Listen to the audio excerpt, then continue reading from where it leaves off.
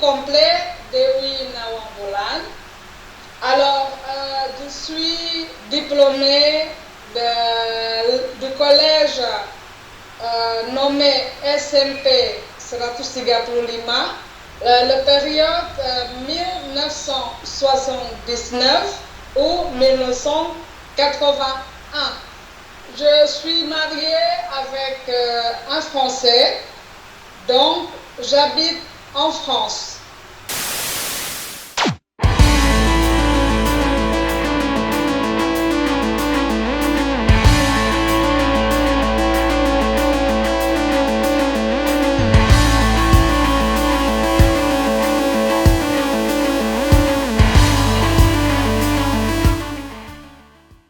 Hai Steelers, kembali lagi nih sama aku Ani.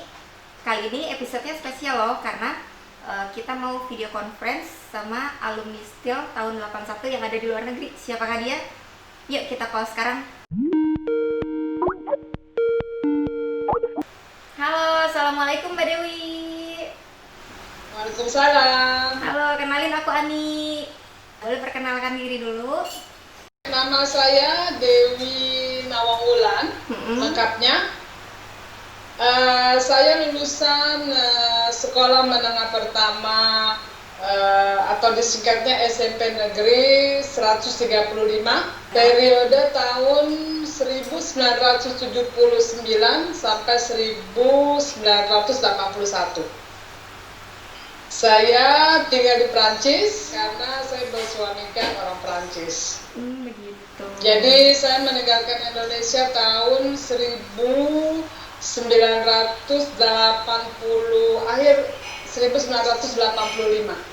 Di dalam mobil kayaknya kelihatannya lagi hujan di sana ya, cuacanya ya. Betul, dari kemarin sudah beberapa hari memang tidak bersahabat karena memang sudah memasuki musim dingin. Jadi kadang-kadang hujan, kadang-kadang banyak awan, gelap. Dari sini sampai 10 meter juga nggak bisa terlihat, nggak tembus mata. Jadi untuk sementara kita ngobrolnya nggak apa-apa. Pikiran, berbicara di dalam mobil dulu sambil saya lihat kalau udara sudah bagus, bisa kita keluar.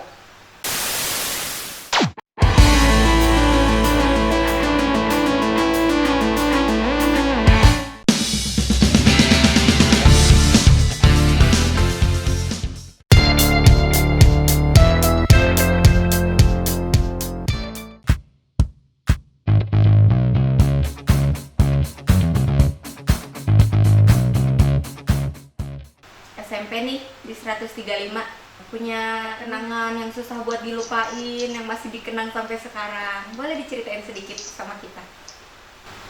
Saya tahun pertama ya, saya dan teman-teman periode tahun 1979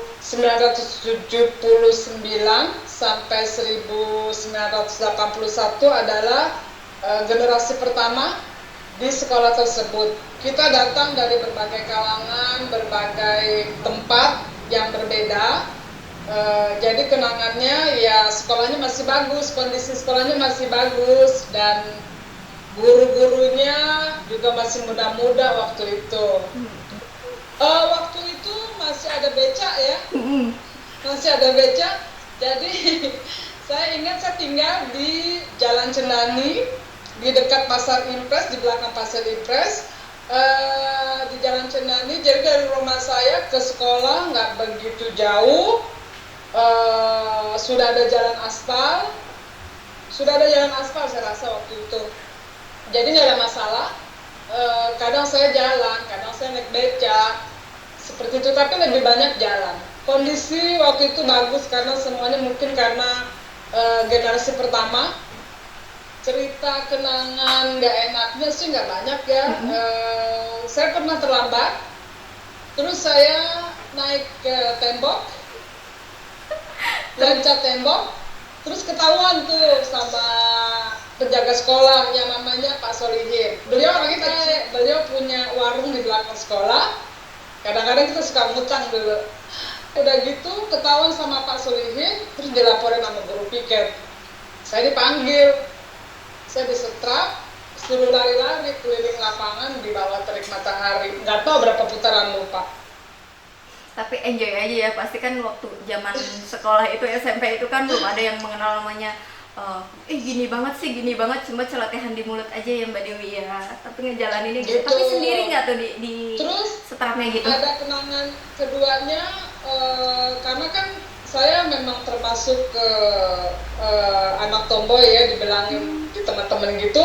Jadi temennya sama anak cowok terus. Nah, ada anak kodam 3 serangkai namanya, yang saya ingat namanya Yunus, karena ada yang ngobrol-ngobrol saya terus sih. Udah gitu dibercandain terus. Suatu saat pas lagi istirahat, saya kesel gitu sama Yunus, saya pukul perutnya, pingsan. Terus setelah pingsan itu gimana tuh Mbak Dewi? Pingsan. Udah gitu ribut kan, udah gitu dibawa sama guru piket ke kantor. Udah gitu orang tuanya ditelepon, saya dipanggil biasa, saya dipanggil lagi, katanya ya lagi-lagi Nawang Wulan anak tomboy 1. Terus saya disetrap, dipanggil di kantor sambil nungguin orang tuanya datang dari Kodam. Oh ya, waktu itu saya lupa, kepala sekolah saya namanya Dr. Andes Muhammad Zain, periode tahun 79 sampai tahun 81. Kepala sekolah pertama di SMP 135 ya? Ya, Kepala sekolah pertama namanya Dr. Andes Muhammad Zain. Saya dipanggil, terus Pak Zain bilang, ya Nawang Wulan, masa kamu pukul anak laki-laki lagi? Berarti bukan kali pertama tuh ya Mbak Dewi. Iya, nah terus bapaknya si Yunus datang dari Kodam, kaget bapaknya, masa anak saya dipukul sama anak perempuan, pingsan lagi katanya, gitu ya. Itu yang saya ingat ya. Tapi semenjak itu Yunus nggak pernah lagi godain saya. Setelah itu mungkin kapok ya Mbak Dewi. betul. Seperti itu kenangan yang benar-benar ada di kepala saya. 2 itu saya disetrap dan distrap lagi. Mbak Dewi, ada yang mau disampaikan sama temannya tadi yang ditinju sampai pingsan? Saya hello mungkin. Untuk Yunus yang dulu tinggal di Kodam, 5 Jaya di Jatiwaringin, yang 3 serangkai sama 2 temennya saya lupa. Kalau kamu mungkin ngelihat video ini, saya say hello. Semoga kamu ingat masa-masa SMP kita. Udah gitu, semoga kamu sehat-sehat. Salam. Halo Kakak Yunus, dapat salam dari Mbak Dewi. Oh iya, Mbak Dewi balik lagi nih. Beberapa kali sudah wawancara sama guru. Katanya tuh dulu SMP 135 itu sebutannya bukan 135 ya, tapi SMP 7 filial. Bener nggak Mbak Dewi? Betul. Saya baru ingat, kalau dulu pertama memang namanya Sekolah Menengah Pertama Negeri 7 filial. Seperti itu. Karena saya baru ingat, maaf ya ada ralat sedikit. Karena Mbak Dewi kan angkatan pertama tuh berarti namanya masih SMP 7 filial ya. Betul. Semuanya masih bagus, bener asli. Gedungnya bersih semuanya. Karena ada yang gedung pertama, terus ada tanjakan gitu setelah kepala sekolah, ada tanjakan, terus di bawahnya ada sekolah baru lagi kan. Itu untuk yang kelas 2D, 3D, karena dulu saya masuknya sekolah kelas 1A, 2A, 3A, selalu di atas, anak pilihan gitu. Boleh dong bangga? Boleh dong, apalagi mengenang masa-masa Blue Story nih, emang pas banget. Tadi kan cerita tentang teman-temannya udah tuh, kenangan sama teman-teman. Sekarang aku mau nanya, ada nggak guru favoritnya nih Mbak Dewi waktu di SMP 135? Guru favorit Pak Dadang, guru bahasa Inggris. Punya kisah menarik apa tuh kalau sama Pak Dadang? Punya kisah menarik apa mungkin sama Pak Dadang? Sama Pak Dadang, nggak terlalu banyak kisah menariknya sih, cuma menariknya ya karena kita bisa komunikasi bahasa Inggris kan, karena memang dari kecil saya selalu senang dalam bidang bahasa. Jadi saya bukan mencoba, saya selalu dekat sama Pak Dadang karena kita selalu berkomunikasi sering sama bahasa Inggris. Saya suka bahasa. Jadi karena pelajarannya ya. Ya, terus Pak Dadang, selain Pak Dadang ada guru bahasa Indonesia almarhum, namanya Pak Bambang. Semoga beliau sudah tenang di sisi Tuhan. Saya berdoa buat beliau. Guru bahasa Indonesia, orangnya selalu tersenyum, baik hati. Saya suka itu. Terus guru ada Bu Si Hombing, orang Kodam. Bu Si Hombing, saya lupa guru di bidang apa, saya lupa. Pak Dadang, Pak Bambang, Bu Si Hombing, sama guru sejarah, karena saya suka sejarah. Itu 4 Guru yang disenangi sama Mbak Dewi pada saat itu ya. Betul, yang saya nggak suka guru matematika, Pak Kus tahu. Maaf ya Pak ya. Halo Pak Kus. Mohon maaf ya Pak Kus. Pak Kus sudah tayang loh kemarin. Mbak Dewi udah nonton belum? Mohon maaf lahir batin, saya nggak suka matematika. Saya nggak suka kimia. Saya nggak suka ekonomi. Pokoknya ada hubungannya sama angka-angka, saya nggak suka. Maaf, mohon dimaafkan lahir batin.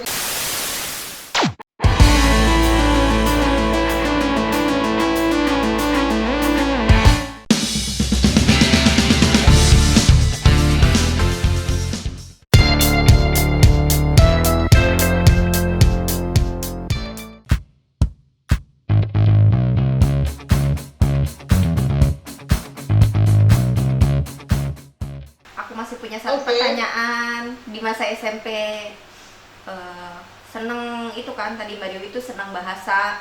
Ada nggak prestasinya waktu di SMP 135 itu, SMP PJ filial? Ceritakan sedikit. Ada.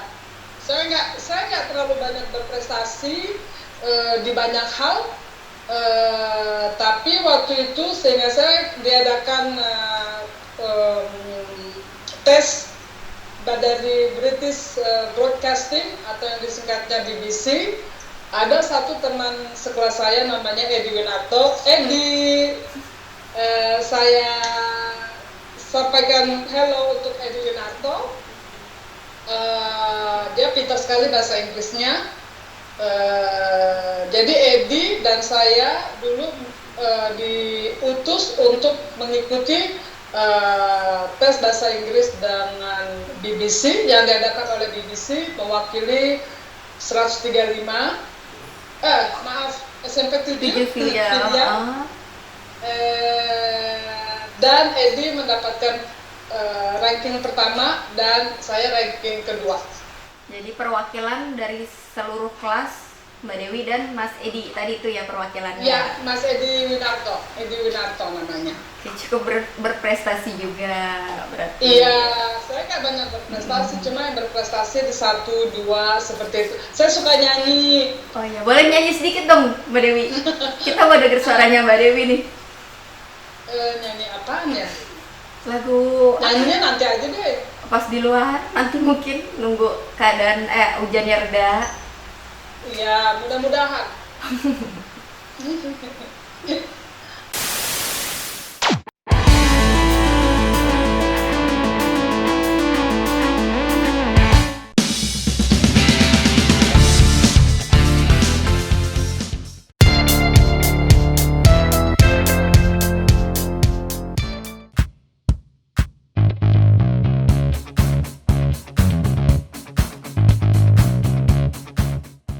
Di bahasa saya cuma satu, fokus ke bahasa doang.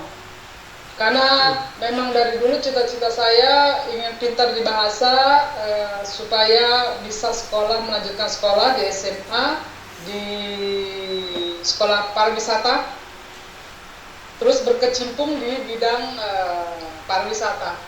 Memang tujuan saya seperti itu. Itu dari SMP sudah ada tujuan seperti itu? Sudah ada planning seperti itu. Oh, udah ada planning. Berarti cita-citanya bisa disebut tercapai, alhamdulillah. Ya, karena berkat bahasa juga ya, bahasa, sejarah, ilmu bumi. Jadi kan kalau misalnya kita kontak sama orang asing, ditanya tentang Indonesia atau sejarah Indonesia, kan kita bisa tahu. Jadi sejarah Indonesia, terus geografi Indonesia, seperti itu. Makanya saya suka bahasa. Saya nggak banyak teman-teman perempuan, tapi setelah saya di luar beberapa tahun terakhir ini, mereka buat melalui media sosial Facebook.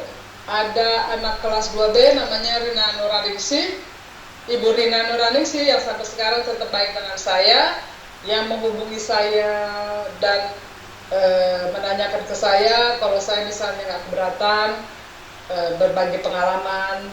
Terus SMP kita sekarang mempunyai channel TV dan saya suka sekali itu. Saya bilang oke. Terus jadi Rina selalu menjadi mediasi dan memberikan saya kabar tentang teman-teman dalam kegiatan sosial, kalau saya bisa ikut andil dan lain-lain. Dan melalui mediasi Rina saya bisa mendapatkan kabar tentang teman-teman yang lain dengan kegiatan mereka. Jadi saya berterima kasih sekali dengan Rina Nuraningsih, meskipun saya tidak pernah sekelas dengan Rina, tapi Rina selalu menjadi mediasi.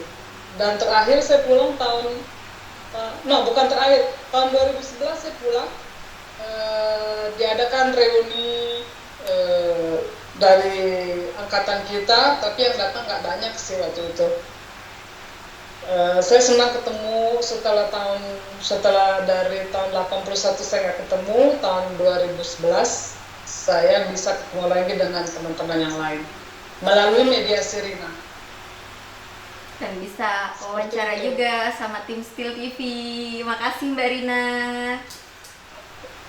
Dan saya sangat suka sekali dengan kreativitas kalian membuat saluran Still TV. Kalau ada apa-apa yang bisa saya bantu, saya siap. Terima kasih. Saya suka dengan kreativitas kalian, benar. Salut. Terima kasih Mbak Dewi. Kita lewatin dulu masa-masa SMP-nya. Sekarang mau ditanya ini sama aku, pekerjaannya Mbak Dewi nih apa sih?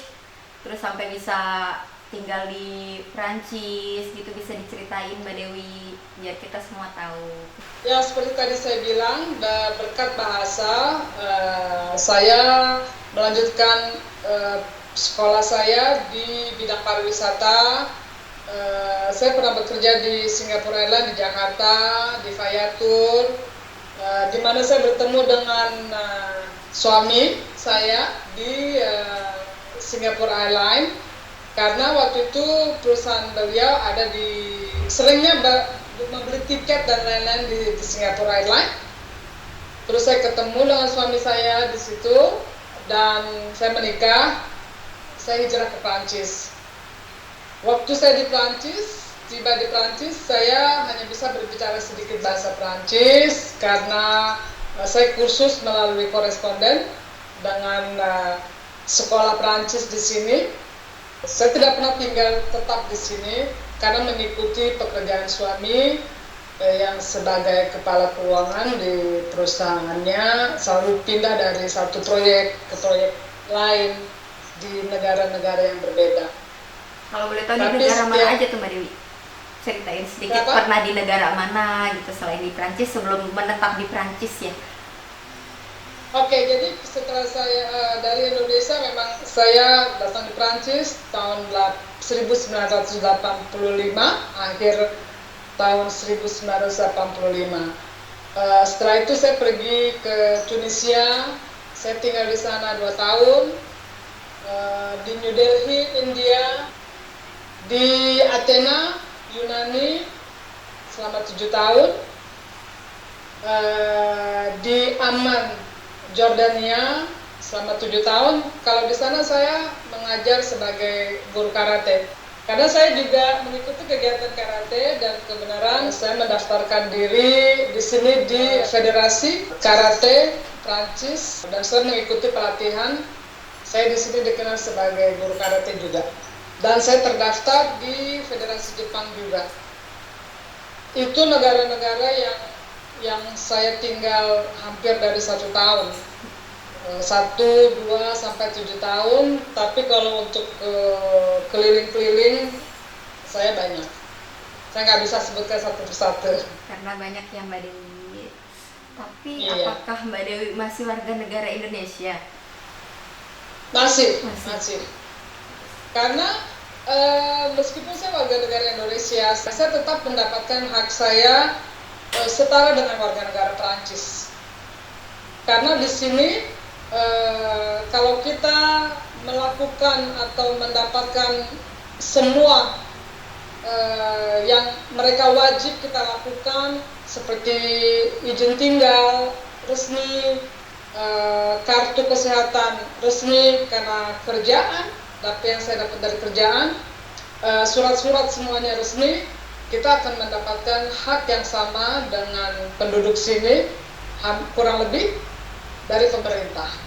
Saya lanjut sedikit, jadi juga saya semenjak saya tinggal di Prancis, terus jadi saya lanjut belajar bahasa Prancis dan integrasi dengan negara Prancis dengan semua hukum dan peraturannya, karena sebagai warga negara yang baik kita juga harus menunjukkan hal tersebut bila mana kita tidak ada di negara sendiri, menjalankan dan menerapkan semua peraturan yang ada di negara tersebut adalah bukti integrasi seseorang dengan menghormati segalanya tanpa meninggalkan identitas diri kita sendiri sebagai wanita Indonesia, sebagai wanita Timur, sebagai wanita Jawa. Saya dari Jogja ya, seperti itu. Saya mengajar di hampir semua sekolah-sekolah dasar yang terdaftar dalam daftar di Federasi Prancis. Terus saya juga mengajar di rumah sakit untuk anak-anak yang dalam disability atau tidak mampu, anak-anak yang kondisi badannya kurang lengkap. Jadi saya dipilih waktu itu oleh Federasi Prancis untuk mengajarkan atau berbagi ilmu atau menenangkan mereka. Kalau kita cacat, apa sih yang bisa mereka dapatkan dari belajar karate contohnya. Seperti itu, di setiap rumah sakit yang berbeda, mungkin dari psikiatrik atau mungkin dari anak-anak yang mendapat kekerasan dari orang tuanya semasa kecil, atau mulai dari bayi, atau yang cacat kaki, nggak punya kaki lagi diamputasi, atau hanya punya tangan satu, seperti itu selama 4 tahun.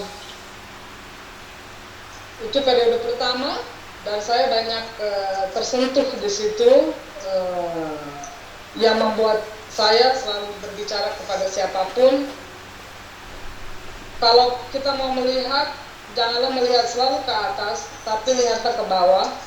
Banyak orang yang lebih menderita dari kita. Itu suatu pepatah atau slogan yang tetap menjadi diri saya sendiri, menjadi orang yang biasa-biasa saja. Cara untuk bersyukur Karena mungkin kalau gitu ya kita Mbak mau Dewi. sombong, nggak akan pernah selesai. Tidak akan pernah merasa puas. Seperti itu. Jadi terus setelah selesai dengan Federasi Prancis, saya bekerja dengan grup Jepang untuk produk-produk tas-tas kulit di Paris selama 2 tahun. Kemudian selesai kontrak di situ, saya mulai melihat untuk kerja di airport di Bandara Internasional Charles de Gaulle, Roissy, di Paris untuk Terminal 1, Terminal 2, dan Terminal 3. Sampai hari ini. Tugas saya di sana sebagai agen welcome. Agen welcome di dalam airport, di dalam bandara.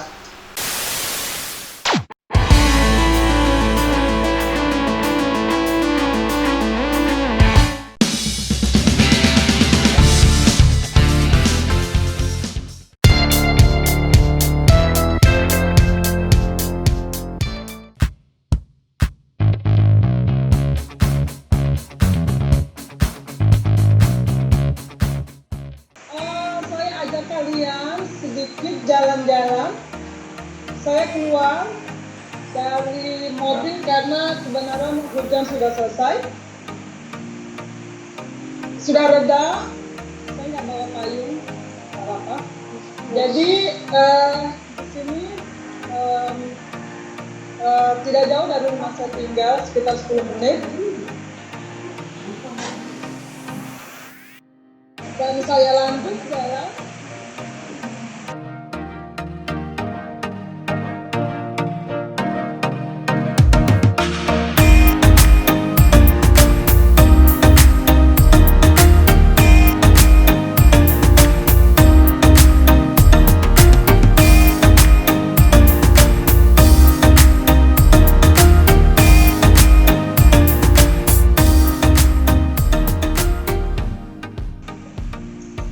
Halo Steelers, sekarang saya akan ajak kalian sedikit berkeliling di tempat di mana saya tinggal.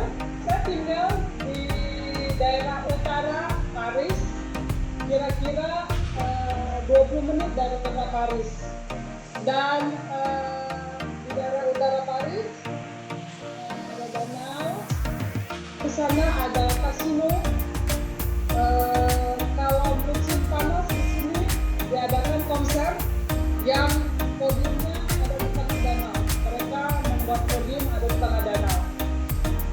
Selama musim panas kira-kira 1 bulan lamanya.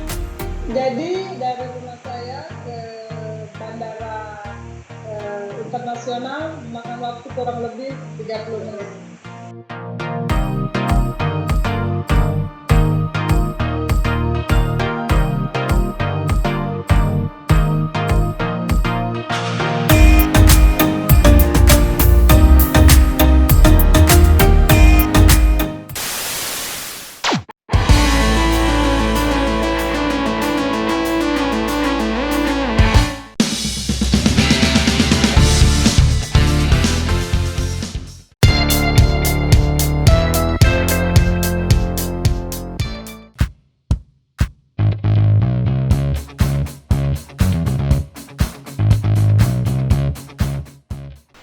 Boleh nih Mbak Dewi kasih motivasi untuk Steelers? Ada pesan-pesan apa buat kita, generasi di bawahnya, kakak-kakak kelas, kakak-kakak senior? Pesan-pesan saya untuk generasi sekarang, tetaplah belajar, menimba ilmu semaksimal mungkin. Seperti ada kata pepatah, timbalah ilmu sampai ke negeri Cina. Jadi ilmu pengetahuan itu memang sangat amat berarti, dan keberhasilan seseorang itu memang tergantung dari ilmu yang orang tersebut pelajari, dapati, dan lakukan. Tahun berganti, zaman berganti, dan ilmu pun bertambah. Jadi janganlah kalian sibuk dengan sesuatu yang belum waktunya dan tidak berguna. Teruslah belajar, timbalah ilmu. Usia tidak menjadi halangan.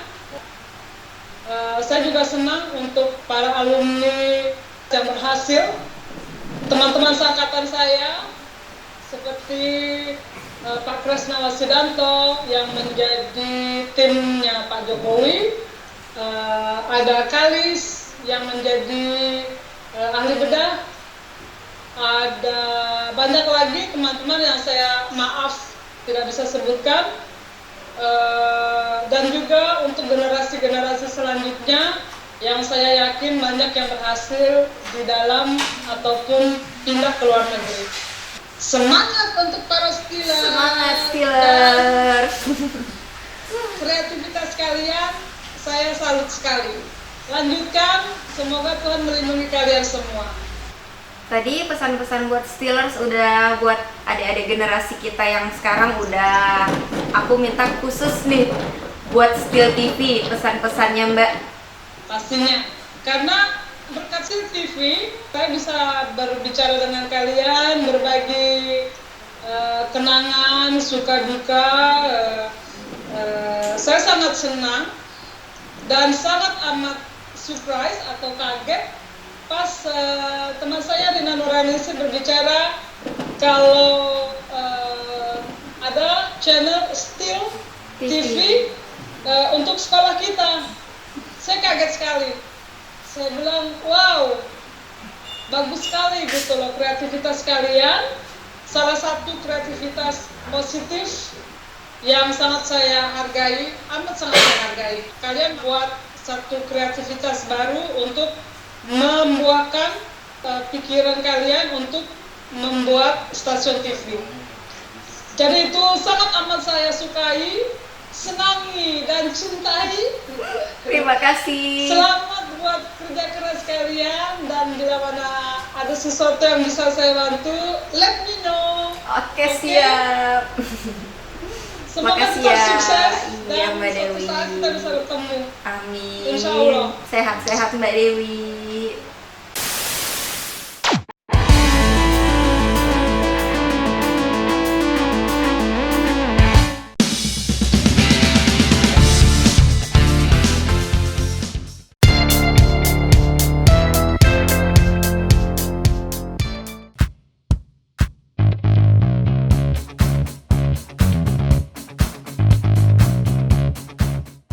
Oke Steelers, tadi kita udah video conference sama Mbak Dewi angkatan 81 yang ada di Prancis. Jangan lupa ya, like, subscribe, nyalain loncengnya.